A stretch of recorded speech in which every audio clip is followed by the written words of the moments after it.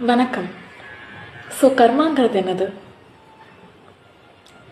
உனக்கு கர்மா தான், நீ அனுபவிக்கணும். கர்மா ஆஸ் அ பூமரான் இதெல்லாம் சொல்கிறாங்கல்ல, அது உண்மைதானா? ஸோ எல்லாமே கர்மானா அப்படின்னா நமக்குன்னு ஃப்ரீவில்னு எதுவும் கிடையாதா? பாஸ்ட் லைஃப்பில் பண்ணிட்டு வந்ததை நம்ம இப்போ தான் கஷ்டப்பட்டு எல்லாத்தையும் அனுபவிக்கணுமா? அப்படியா? அப்படி இல்லைன்னு சொல்லுது கர்மிக் ஆஸ்ட்ராலஜியும் சைக்காலஜியும். ஸோ கர்மிக் ஆஸ்ட்ராலஜி உங்களோட அன்கான்ஷியஸ் பேட்டர்ன்ஸ் காட்டும். எப்படி காட்டும்னா, பிளானட்டரி பொசிஷன்ஸ் மூலமாக. சப்போஸ் சாட்டர்ன் ஒரு ஹவுஸில் இருக்குன்னா, அந்த ஹவுஸில் கடமை நிறைய இருக்குது, கில்ட் நிறைய ஃபீல் பண்ணுவீங்க அப்படிங்கிற அன்கான்ஷியஸ் பேட்டர்ன் காட்டுது.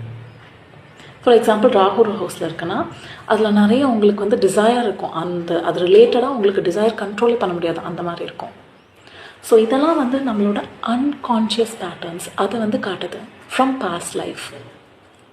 ஓகே, ஆனால் ஃப்ரீவில் இருக்குது நம்மளுக்கு.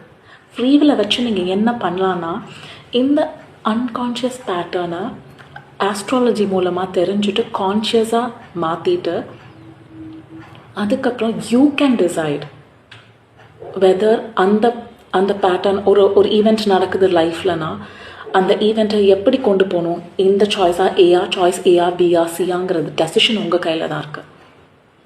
அந்த ஈவெண்ட் நடக்கிறது வேணால் கண்டிப்பாக நடக்கும், பட் ஆனால் அது எப்படி கொண்டு போகிறீங்க அது உங்கள் வேலை தான் இருக்குது. Now that is free will.